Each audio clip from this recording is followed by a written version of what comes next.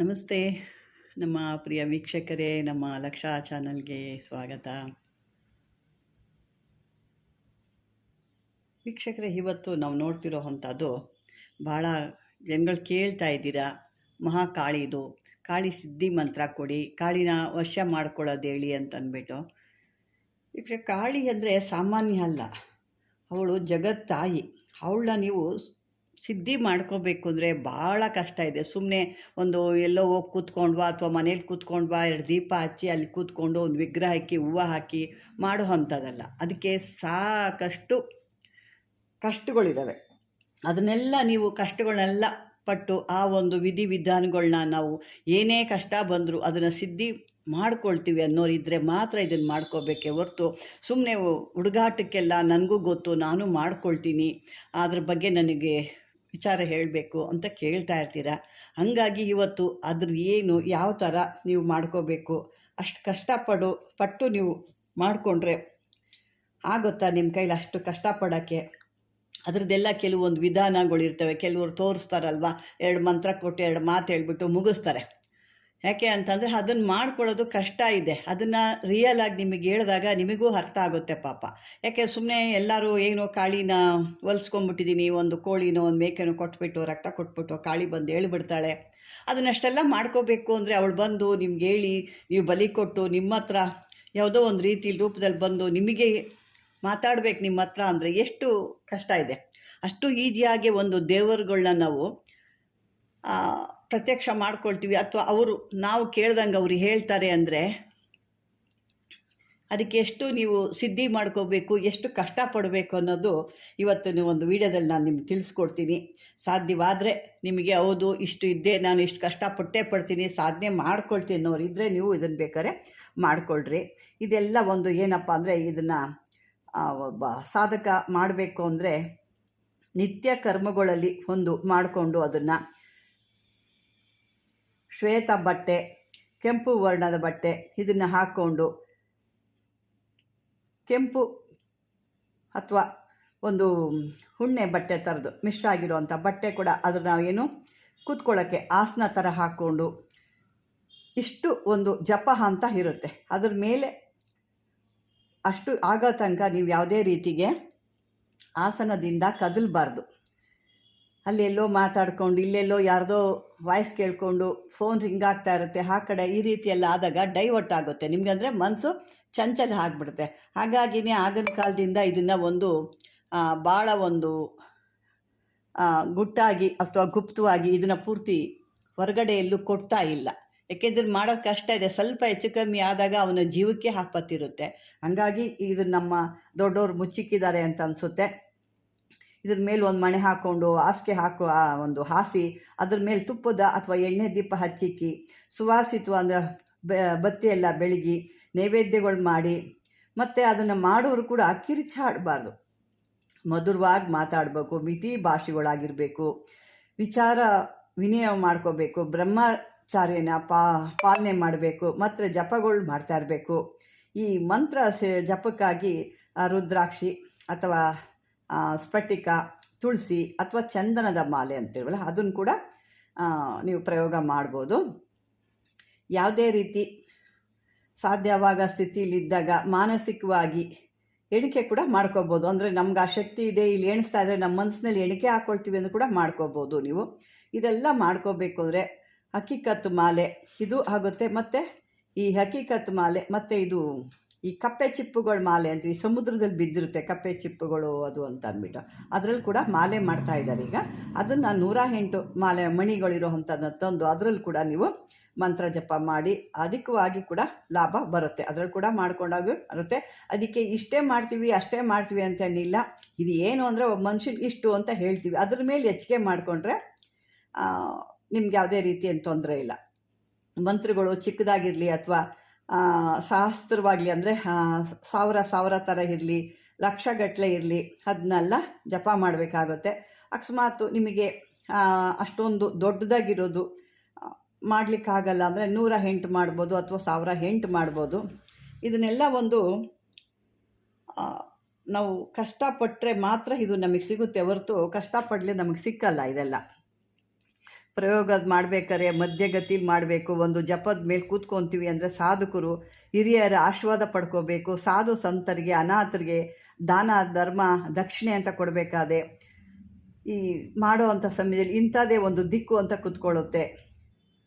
ಇದೆಲ್ಲ ಸಾಕಷ್ಟು ಕಷ್ಟ. ಮತ್ತು ಇನ್ನು ಇದಕ್ಕೂ ಒಂದು ಏನಪ್ಪ ಅಂದರೆ ಈ ಒಂದು ನಾವು ಏನು ಈ ವಿದ್ಯೆ ಕಲಿಬೇಕು ಅಂದರೆ ಯಾವ್ದಾದ್ರು ಸ್ಕೂಲ್ಗಳಲ್ಲಿ ಎಕ್ಸಾಮ್ ಕೂತ್ಕೊಳ್ತಾರೆ ನೋಡಿ, ಅದನ್ನು ಹೆಂಗೆ ನಾನು ಪಾಸ್ ಆಗ್ತೀನಾ ಏನಪ್ಪ ಅಂತ ಹೆಂಗಿರುತ್ತೋ ಆ ರೀತಿ ಭಯ ಇರಬೇಕು ಮನುಷ್ಯನಿಗೆ. ಇದನ್ನು ಮಾಡಬೇಕೆ, ಇದೆಲ್ಲ ಮಾಡಿದಾಗಲೇ ಆ ವಿದ್ಯೆ ನಿಮಗೆ ಪ್ರಾಪ್ತಿ ಅನ್ನೋದಾಗುತ್ತೆ. ನಿತ್ಯ ಒಂದು ಸಮಯ ಇಂಥದ್ರಲ್ಲಿ 3 ತಿಂಗಳು ಪ್ರತಿ ಬಾರಿ ಕೂಡ ಒಂದು ದಿನಕ್ಕೆ 3 ಸಾರಿ ಕೂಡ ಈ ಮಂತ್ರ ಹೇಳ್ಕೊಂಡ್ರೆ ಧನ ಸಂಪತ್ತು, ಒಂದು ಧಾನ್ಯ ಸಂಪತ್ತು, ಅಧಿಕಾರ ಸಂಪತ್ತು ಇವೆಲ್ಲ ಒಂದೊಂದು ಇದಕ್ಕೆ ಒಂದೊಂದು ಕಡೆ ಮುಖ ಮಾಡಿ ಕೂತ್ಕೋಬೇಕು. ಒಂದೊಂದಕ್ಕೆ ಒಂದು ವಿದ್ಯೆ ಪ್ರಾಪ್ತಿ ಬೇಕಾ ಅದಕ್ಕೊಂದು ಕಡೆ ಕೂತ್ಕೋಬೇಕು. ಈ ಧನಧಾನ್ಯ ಸಂಪತ್ತು ಬೇಕಾ ಅದಕ್ಕೊಂದು ರೀತಿ ಕೂತ್ಕೋಬೇಕು. ಸಂತಾನ ಪ್ರಾಪ್ತಿ ಆಗಬೇಕಾ ಅದಕ್ಕೊಂದು ಇಷ್ಟೊಂದು ಕೂತ್ಕೋಬೇಕು. ಮತ್ತು ಯಾವುದಾದ್ರು ನಿಮಗೆ ಕೋರ್ಟು ಕಚೇರಿ ಅಥವಾ ಈ ರಾಜಕೀಯಗಳ ಭಯ ಒಂದು ನಿವಾರಣೆ ಆಗಬೇಕಾ ಅದು ಕೂಡ ಒಂದು ಅದಕ್ಕೂ ಇಷ್ಟು ತಿಂಗಳು ಇಷ್ಟು ದಿನ ಅಂತಿರುತ್ತೆ. ಎಲ್ಲರಿಗೂ ಒಂದೇ ರೀತಿ ಇರಲ್ಲ, ಒಂದೊಂದಕ್ಕೆ ಒಂದೇ ರೀತಿ ಇರುತ್ತೆ. ಮತ್ತು ಯಾವುದಾದ್ರು ಅಸಾಧ್ಯವಾಗಿ ಒಂದು ಕಾಯಿಲೆಗಳಿರುತ್ತೆ, ಅಂಥದ್ದು ಕೂಡ ಇಂಥದ್ದು ಅಂತ ಬರುತ್ತೆ. ಅದು ಮಾಡಿಕೊಂಡಾಗಲೇ ನಿಮ್ಗೆ ಇವೆಲ್ಲ ಬರೋದು. ಮತ್ತು ಇನ್ನೂ ಒಂದು ವಿಶೇಷ ಏನಪ್ಪ ಇದರೊಳಗಡೆ ಅಂತಂದರೆ ಕೆಲವು ಇಂಥವು ಮಾಡಿದಾಗ ನೀವು ಅದನ್ನು ಒಳ್ಳೆ ಗುರು ಕಡೆಯಿಂದ ನೀವು ತಂತ್ರ ಮಂತ್ರ ಸಾಧನೆ ತೊಗೊಳ್ಬೇಕಾಗುತ್ತೆ. ಸುಮ್ಮನೆ ಅದೆಲ್ಲ ಇಂಥವನ್ನೆಲ್ಲ ಮಾಡ್ಕೊಳಕ್ಕಾಗಲ್ಲ. ಇದಕ್ಕೆ ಈ ಮಂತ್ರಗಳನ್ನೆಲ್ಲ ಮಾಡಬೇಕೆ ಕೆಲವೊಂದು ಇದರಲ್ಲಿ ನೀವು ತಿನ್ನೋ ಅಂಥ ಊಟಗಳೆಲ್ಲ ಅನ್ನ, ಹೆಸರು ಬೇಳೆ, ಒಂದು ಕಾಲಕ್ಕೆ ಏನೇನು ಋತುಫಲ ಅಂತ ಹೇಳ್ತೀವಿ. ಯಾವ ಕಾಲದಲ್ಲಿ ಏನು, ಈಗ ಮಾವಿನ ಹಣ್ಣು ಸೀಸನ್ ಬಂದಾಗ ಮಾವಿನ ಹಣ್ಣು, ಹಲಸಿನ ಹಣ್ಣು ಸೀಸನ್ ಬಂದಾಗ ಹಲಸಿನ ಹಣ್ಣು, ಈ ರೀತಿ ಹಣ್ಣುಗಳನ್ನ ತಿನ್ನಬೇಕಾಗುತ್ತೆ. ಮತ್ತು ನೆಲದ ಮೇಲೆ ಮಲ್ಕೋಬೇಕಾಗುತ್ತೆ. ಇದಕ್ಕೆಲ್ಲ ನೆಲದ ಮೇಲೆ ಕೂಡ ಮಲ್ಕೋಬೇಕಾಗುತ್ತೆ. ಮತ್ತು ಇನ್ನೂ ಒಂದು ಏನಪ್ಪ ಅಂತಂದರೆ ಯಾವುದೇ ನೀವು ಪೂಜೆ ಈ ಒಂದು ವಿಧಾನ ಕೂತ್ಕೊಳ್ತೀವಿ, ಆ ಸಿದ್ಧಿ ಮಾಡ್ಕೊಳ್ಳೋಕೆ ಕೂತ್ಕೊಳ್ತೀವಿ ಅಂದಾಗ ರಾತ್ರಿ ಸಮಯದಲ್ಲಿ ನಗ್ನಾವಸ್ಥೆಯಲ್ಲಿ ಕೂತ್ಕೋಬೇಕು. ಯಾವುದೇ ಮತ್ತು ಇಂಥ ಕೆಲವೊಂದು ವಸ್ತುಗಳು ತರಬೇಕು ಅಂದರೆ ಅದನ್ನೆಲ್ಲ ತಂದಿಕ್ಕಿ ನೀವು ಅದನ್ನು ತಿರ್ಗಾ ನೀವು ಮುಟ್ಟಬೇಕಾದ್ರೆ ನಗ್ನಾವಸ್ಥೆಯಲ್ಲಿ ತರಬೇಕು, ನಗ್ನಾವಸ್ಥೆಯಲ್ಲೇ ಓಡಾಡಬೇಕಾಗುತ್ತೆ. ಈ ರಸ್ತೆಯಲ್ಲೆಲ್ಲ ಹೋಗೋದ್ರಿಂದ ನಿಮಗೆ ಆ ಥರ ನಗ್ನಾವಸ್ಥೆಯಲ್ಲಿ ಹೋಗಿ ಇನ್ನೂ ಒಂದು ನಿಮಗೆ ಬೆನಿಫಿಟ್ ಇದೆ. ಏನಪ್ಪ ಅಂತಂದರೆ ಈ ಭೂತ ಪ್ರೇತಗಳು ಬರೋದಿಲ್ಲ ಅವಾಗ, ಅವುಗಳ್ದ ಭಯ ಇರಲ್ಲ ನಿಮಗೆ.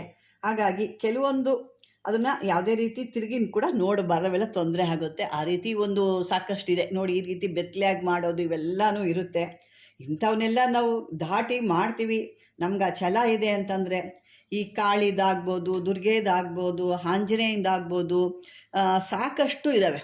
ಪ್ರತಿಯೊಂದು ದೇವತೆಗಳಲ್ಲೂ ಒಂದೊಂದು ಶಕ್ತಿ ಇರುತ್ತೆ. ಇಂಥದ್ರಲ್ಲಿ ಮಾಡ್ಬೋದು. ಇವತ್ತು ನಾನು ನಿಮಗೊಂದು ಕಾಳಿ ಸಿದ್ಧಿ ಮಂತ್ರ, ನೀವು ಕಾಳಿನ ಸಿದ್ಧಿ ಮಾಡ್ಕೊಳ್ಳೋ ಮಂತ್ರ ನಾನು ಇವಲ್ಲಿ ನೋಡ್ತಾ ಇದ್ದೀರಾ. ಇದು ನೋಡಿ, ಇದು ಮಂತ್ರ,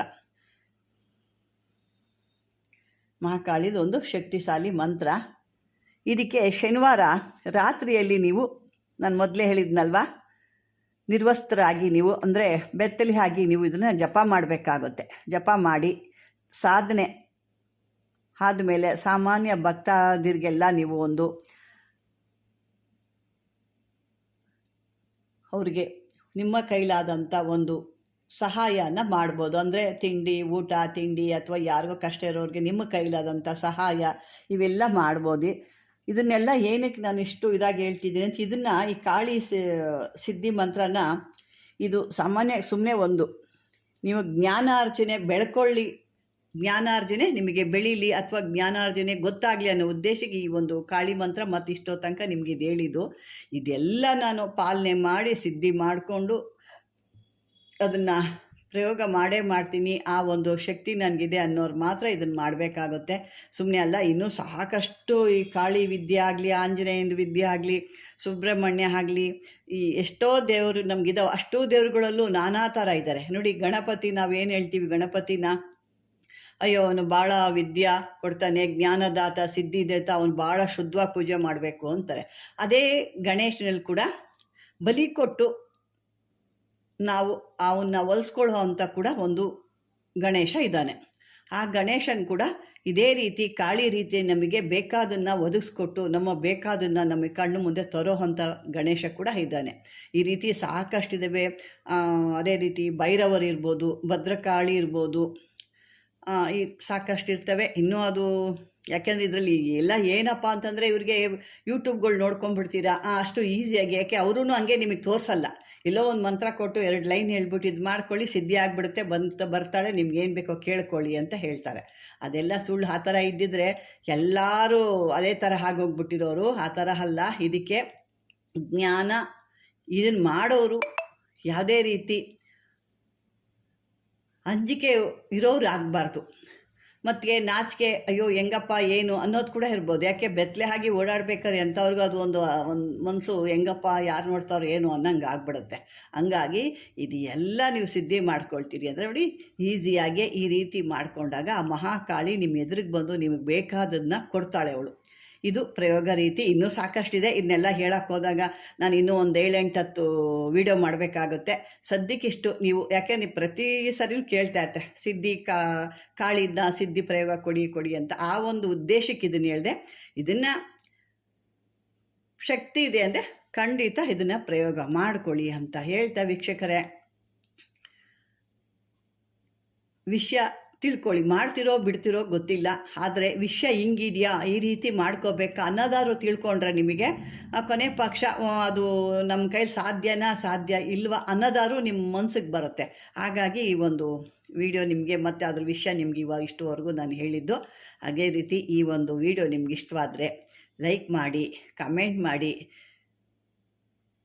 ಗೊತ್ತಿಲ್ದಿರೋರಿಗೆ, ಇನ್ನೂ ಇದೇ ರೀತಿ ಆಸೆ ಇಟ್ಕೊಂಡವ್ರಿಗೆ ಶೇರ್ ಮಾಡಿ, ಹೊಸ್ದಾಗಿ ಯಾರು ನೋಡ್ತಾ ಇರ್ತೀರ ಅವರು ಸಬ್ಸ್ಕ್ರೈಬರ್ ಮಾಡ್ಕೊಳ್ಳಿ ಅಂತ ಹೇಳ್ತಾ, ಇದುವರೆಗೂ ನನ್ನ ಒಂದು ವಿಡಿಯೋ ಮಾಡಿ ನೋಡಿದ್ದಕ್ಕೆ ಧನ್ಯವಾದಗಳು ವೀಕ್ಷಕರೇ.